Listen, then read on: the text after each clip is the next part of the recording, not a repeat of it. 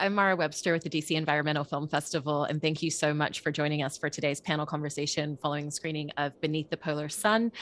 We are so thrilled and lucky today to be joined by co-directors Diana Kushner and Stephen Smith, as well as Senator Sheldon Whitehouse and Professor Amanda Lynch, who's a distinguished professor at the Institute of Brown for Environment and Society, Department of Earth, Environmental and Planet Scientists at Brown University. So firstly, thank you so much to all of you for joining us today. We really appreciate it. And Sheldon, I wanted to start with just kind of, you've been advocating throughout your career, so vicariously for the environment. You've taken to the Senate floor week after week over the course of years and really rallied your colleagues as well as your constituents for change. And I was just interested in kind of like as an introduction, hearing a little bit about some of the legislation that you've been pushing for recently, or some of the most important bills that you feel you've had recently that you've been working towards. Biggest thing, I think, is going to be this reconciliation measure. At one point in the past, it went by Build Back Better, but that's all dead and gone. But the vehicle for it remains intact and available until September 30th. And we're working on a 3-part climate segment in it. One with most of the Finance Committee tax package that we already passed, which is very effective, both at innovation and reducing emissions. The other is my methane fee, as it's been reprogrammed into the methane program, which will do a lot to reduce methane leakage. And the third is going to be a combination of a carbon price and a border adjustment to export and enforce that carbon price. We're in pretty good shape on the finance tax stuff. There's some disagreements, but I think nothing that can't be ironed out. The methane program, I think, is in pretty good shape. That's kind of on the shelf, holding agreement on everything under the political theory that nothing's agreed to until everything's agreed to, but it seems to be pretty stable and set. And then the big one is going to be the carbon price border adjustment combination. If we can pull this off and get this done before September 30th, we can actually put ourselves on a pathway to climate safety. The emissions reductions over time will be dramatic and it will be really powerful. So, double fingers crossed, and we're working our tail off to try to make it happen. Yeah, well, fingers crossed, I think, on all of our ends as well, hearing that. And Amanda, similarly, I know that some of the work that you've done over the last couple of years with the pandemic has shifted a little bit. You've widened beyond the environment and the climate, and also been working on elements in food security in East Africa, and a lot of sustainability in that regard as well. But some of this is now kind of pivoting back towards environmental change for you as well. So I was also just interested in hearing a little bit for our audience about some of the recent work that you've been doing and what's felt really important for you to be working on at this time. So a lot of what I've been doing is, where Sheldon's been talking about the causative factors, the emissions that are causing climate change, a lot of my focus has been on helping vulnerable communities to respond to the changes that they're facing right now. And of course, and we've seen in this film that the Arctic is ground zero for a lot of these changes. And so the communities that live in the Arctic understand the changes that the rest of us are now just coming to grips with. And so a lot of what I've been doing lately has been working with the Greenland government on their quest for self-determination as a nation, and how climate and environmental change factors into the choices that they have in front of them to achieve that for their community. That's really wonderful. And then Diana and Stephen, in making this film, what's really wonderful and why I love that we have Sheldon and Amanda here today is you kind of bridge the gap between that space between the general population who are learning about certain aspects of this through the film, or becoming more informed, as well as working very closely within science and legislation community. And so I was really interested in the genesis of the film and how you really saw this as a space to bridge the gap and really educate and inform people in a different way. Want to take that, Steve? Why don't you? Well, I think it's hard for people to relate to things that they can't see. It's like you almost have to feel climate change to really want to do something about it. And the Arctic is so far away, but the changes that are happening there really affect people everywhere. And so we really wanted to try to make a film that would make the Arctic, the changes that are happening in the Arctic, feel relevant to, you know, North Americans who aren't living in the Arctic. Yeah, yeah. Steve? No, the thing that strikes me all the time is this idea that, you know, the Arctic is essentially a distant land, and it's whatever's going on up there, it's a distant problem. And I've spent a lot of time with other films, you know, and speaking to audiences after other films, and I've just realized that, you know, unless we can actually draw the connections personally between what's going on in the Arctic and our own lives, then it really doesn't have a whole lot of meaning to us, you know. Absolutely. You know, and I know that the first time that you met Sheldon was in 2017. And so Sheldon wanted to talk a little bit about that conversation that Diana and Stephen had with you a few years ago, because one of the things that they took away from that conversation was you saying that behind closed doors in the Senate and within politics, there are more representatives who are interested in climate change and take it very seriously, but that they feel like they need to feel like it's important to their constituents to make more action on it. You know, and obviously there's been a 5-year span since that conversation that three of you had. And so I was very curious about if you feel like there's been an evolution and change, because it does feel like people have been rallying their voices more. There has become more public support for these matters, or if you feel like that's still very much the issue at hand.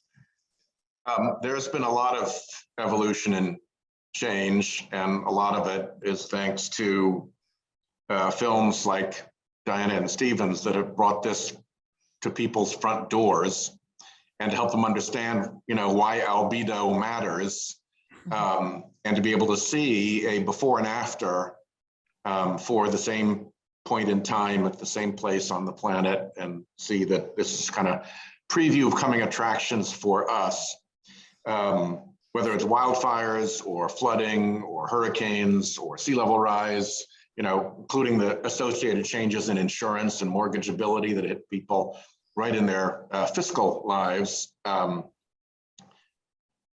There's been a lot going on, and people have seen it come into their real lives, and the home state universities are now, you know, teaching it. You can go to the University of Alaska, and they've got a center for studying ocean acidification. You go to Ole Miss, and they teach climate science and climate change. So there's been, I think, a very strong shift. It still butts up against the same thing, which is the fossil fuel industry's apparatus that they've set up to block us from doing this stuff with like dirty political dark money and phony front groups with silly names that sound real but aren't, and a whole bunch of bogus science that they squirt out through those front groups. But the pressure against that apparatus is growing and growing and growing, and it's beginning to weaken. And when it breaks, we'll be able to, I think, move very rapidly in a bipartisan fashion. Unfortunately, right now, we're still talking about having to do this through reconciliation, because not a single Republican will get on a single serious climate bill. And that's new. That's new since the advent of all this big dark money in politics. When I first got to the Senate, it was bipartisan. Then the fossil fuel industry got access to unlimited money, and they fixed that. Mm-hmm. I mean, off the back of you saying that, you know, you've been such an advocate for sustainable and for renewable energies over the years. Is that the singular biggest blockade to making real change in that area, or are there other aspects at play as well? Yeah, I mean, everybody likes clean energy, and wind power in Iowa has made Chuck Grassley a big fan of wind power.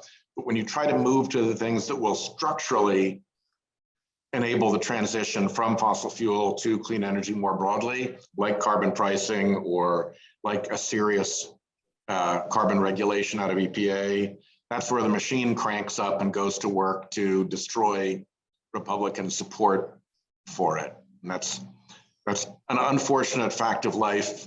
And the problem is not partisanship. The problem is fossil fuel industry power and money that just happens to be directed at the Republican Party.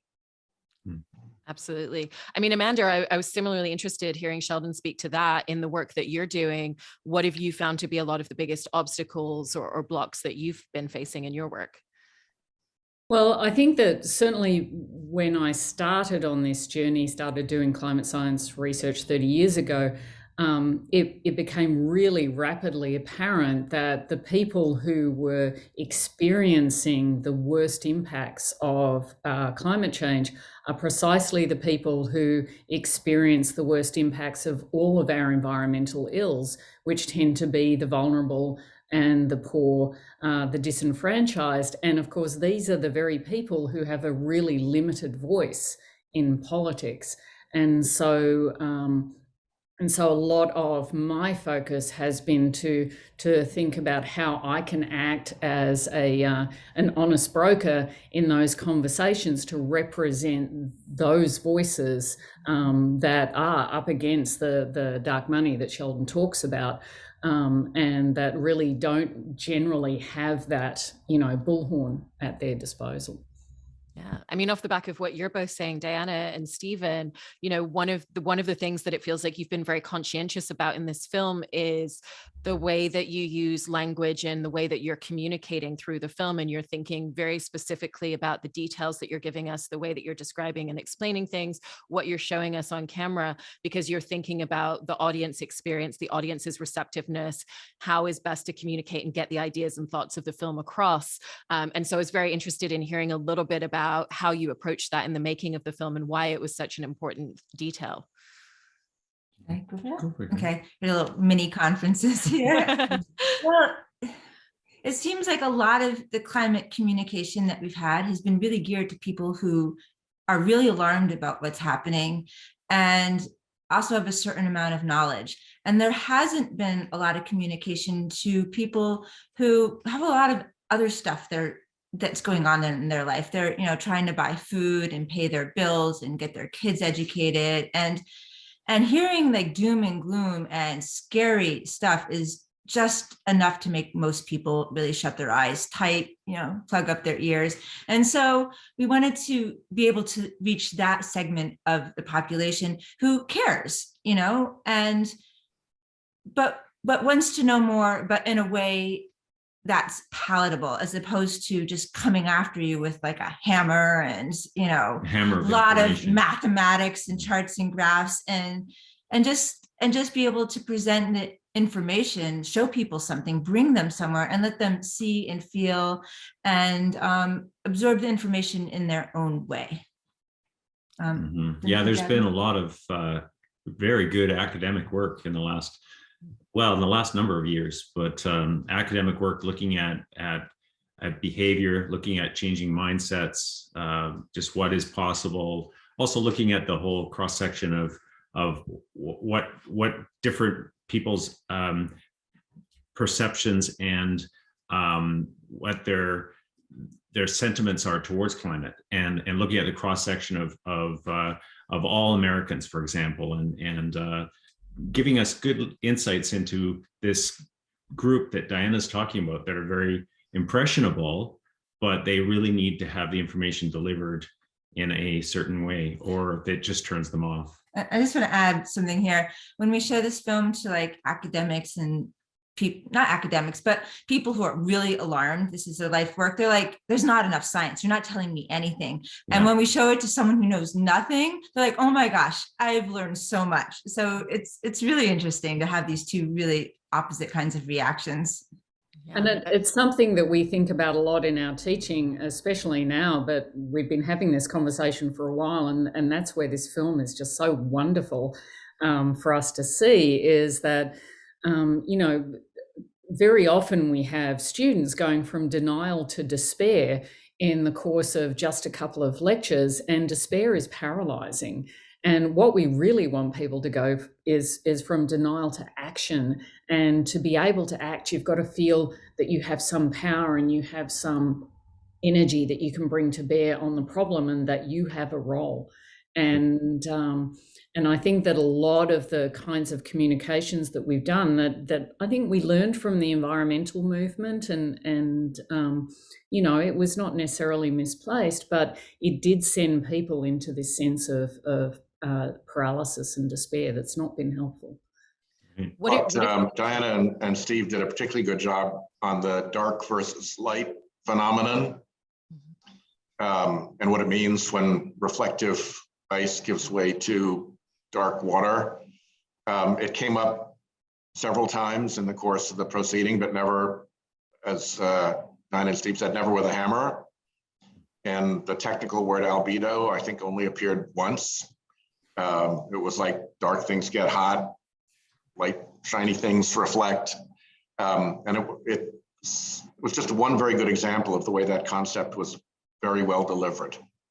And if I can just add one thing to that, is that it's that concept that we found resonated with so many people. Like, it didn't matter who they voted for, you know, if they've anything, because we all understand reflectivity and that idea that it's a hot day, you're going to wear your white t-shirt instead of a black t-shirt. When we start talking about carbon dioxide, that's something that most of us really don't understand. I mean, I don't understand it. I can't see it, but reflectivity, we're not messing with what people already know. You know, it's like people know this, and so we're just confirming what they already know. And a standard response is, how come I've never heard of this before?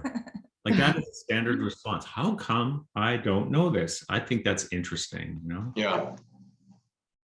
Absolutely. And jumping back to what you were saying just now, Amanda, in terms of how you're consciously thinking about that feeling of empowerment and wanting people to not just reach that space of real paralysis.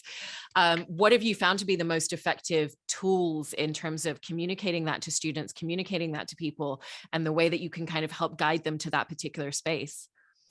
A lot of what I do with the students is to talk about kind of small, modest steps, and how everything matters. You know, every kilogram of carbon dioxide that you don't emit into the atmosphere is a good thing. You know, it doesn't matter that you're only affecting that 1 kilogram and not the thousands that we need to deal with. And so helping them understand that modest progress is never a bad thing, because what is the alternative? The alternative is not doing anything at all. That's not an option.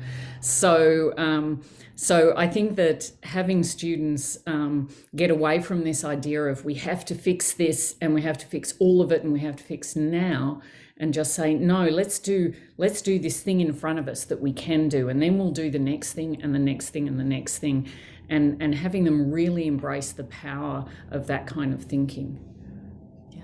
I mean, similarly for you, Sheldon, as well, that's a huge part of the work that you're doing. It's really, you know, half of it is getting the job done, but half of it's just the communication of that. And it's both with your colleagues, with everything that you were talking about before, with striving towards bipartisanship within this realm, but also the conversations that you're having with your constituents. And so what have you personally found to be the most effective tools of communication and ways that you can really express this with people professionally? I think, to Amanda's point about do the thing in front of you and then make more of it, we have a pretty good living example of that with the ocean plastic legislation. The first bill we did, Save Our Seas, big name, little bill, didn't get much done, but it proved the proposition that the Senate could actually pass bipartisan ocean plastic legislation when it never had done that before. And then off of that one, we went and we came back with Save Our Seas 2.0, which actually did some stuff and has had real world results now in the Nairobi conference that just launched an international ocean plastics cleanup effort. And we're still working on 3.0. It's, you know, we're working the design of it right now, and we hope to get that finished and passed this year. And so in politics and in life, success opens the space for success, just as understanding opens the space for understanding. And rather than jam the doorway, you get through it and look for the bigger doorway. Absolutely. I mean, Diana and Stephen, coming back to the film a little bit, you know, there's so much research and so much planning that goes into making a film like this. And I know that you were doing so very independently. You weren't going out there with the support of several scientific organizations and a bunch of NGOs. So it was very much kind of an independent passion project in film, as well as expedition, with a lot of risks at hand that you had to calculate as well. And within the film, we get to see that when you arrive there, even having an idea of what that landscape's like at this point, there's still a lot of elements that surprise you, and a lot of kind of changes changes to the way that you even just made that particular journey. And so I was interested in hearing a little bit more about the logistical challenges of even just getting a film like this off the ground, and the research that went into planning that trip, and the elements that you really discovered once you were on the ground that were very different to what you'd anticipated. I think Steve should answer this question, but to preface it, we've never been on a journey together where we haven't forgotten like a flashlight or a spoon or a toothbrush. And when you're 500 miles from the North Pole, that is not an option. So Steve, you shouldn't answer the question.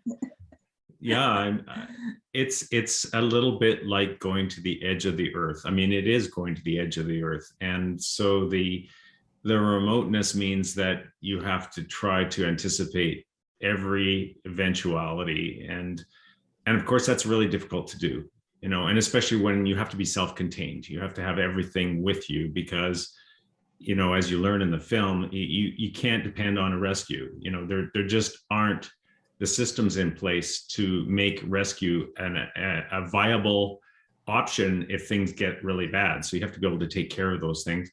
And you know, I would say there's a lot of satisfaction from the standpoint of being completely self-supportive or self-contained in that way. All of that being said, you know, as you say, we arrived up there, and there's something a little different this year. You know, what's going on? And actually, it turns out that the rate of change is just so much more than what had been anticipated. You know, that we were up against challenges that really were kind of curveballs for us. So even the best laid plans, you know. Well, and one of the things that really struck me in watching this, particularly as you were talking about the rate of change of the ice and the experience that Chris Horvath had as a young climate modeler, which was me, you know, back in the day, is that experience for him, what I observe is he is now revolutionizing climate science. Yes. I mean, fundamentally changing how we think about sea ice, how we model it, how we're going to project it into the future, how we understand how it responds.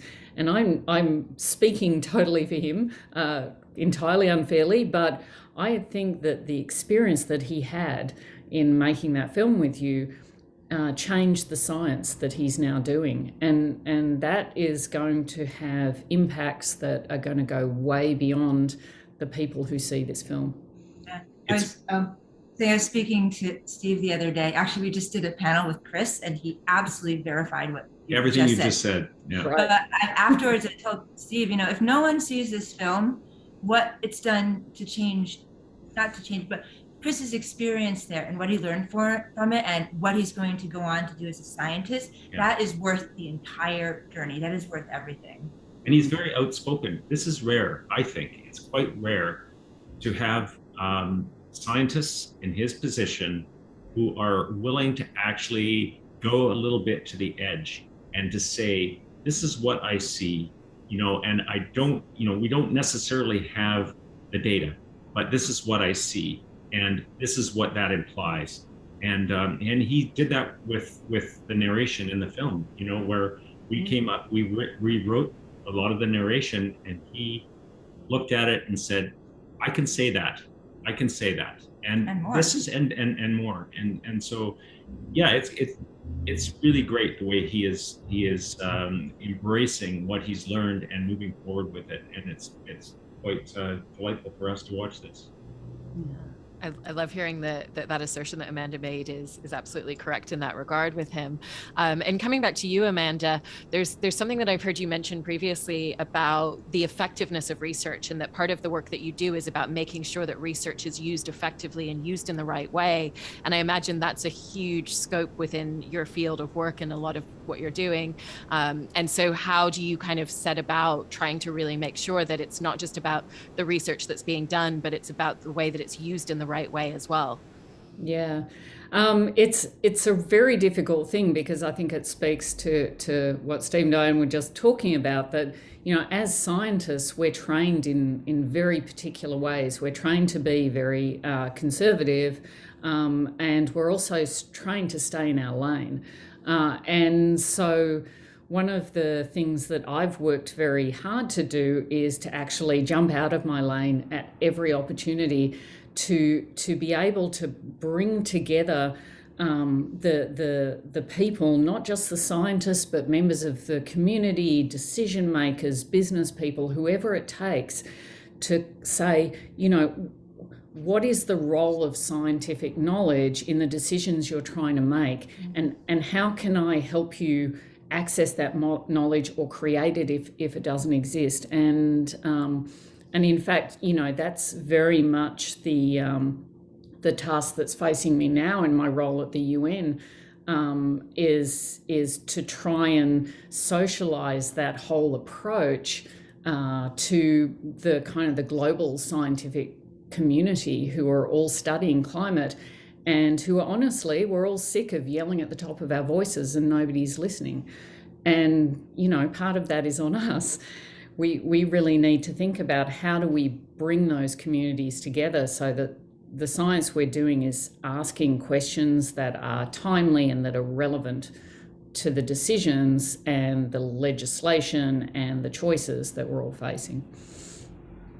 Absolutely. And one of the things that I was interested in for all of you a little bit is how you feel the youth engagement and the youth movement within this has really shifted things in recent years. You know, going to the climate march was a really overwhelming experience, just seeing the huge numbers of young people showing up to that. And I feel like they really are kind of speaking out in such a wonderful way. And so in all of your fields and all of the work that you're all doing, I was interested in how you feel that's creating a lot of actuality for change with the generations behind us coming up.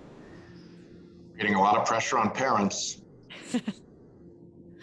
I talk to colleagues who say, you know, I'm in a real pickle here because I'm locked in with these, you know, where my party is with the fossil fuel industry, but my children are on my case. Wow. That's great to hear. How about for any of the rest of you? Yeah, absolutely. My kids are on my case. Even with everything I do, it's not enough. I'm just glad we have young people, you know. Well, yeah, they're invested in their future, right? It's interesting. It really is an interesting just to see when people are really invested in a kind of a way of life that they've had for a long time. It makes it really difficult to look at the possibility of having to change that way of life. But when you're young, you're really looking at it, and you see what's coming down the pipe. And I think it's very clear that these are folks that see that their future is not going to really be great if they don't let their voices be heard, you know. Yeah. Well, and I think that they don't recognize limitations, you know, in the way that we've certainly through experience learned to maybe not necessarily push the envelope all the time, because we've learned when that works and when that doesn't. Whereas a lot of young people are just like, what's the problem? Let's just do this. Yeah. Why are we waiting? And that's a really useful question to be asking all of us. Perfect example is the young folks, now not so young because it's been a while, who filed the Juliana lawsuit against the fossil fuel industry. Yeah. And meanwhile, the Department of Justice sits there never having done anything yet. Mm-hmm. Well, you know, from everyone at the festival, I want to thank all of you so much for your time today and having this great conversation. We really appreciate you all sharing your experience and your expertise, and feel very fortunate to have each and every one of you. So thank you so much, Sheldon, Amanda, Diana, and Stephen. Delighted to be here and hope you all take in how Rhode Islandy we are. Yes, thank you. And we are so grateful to you, Sheldon and Amanda and Mara and the festival for showing our film and all of the amazing work that you do. And hopefully our film will make somewhat of a difference. Well said. Yeah. Thank you so much.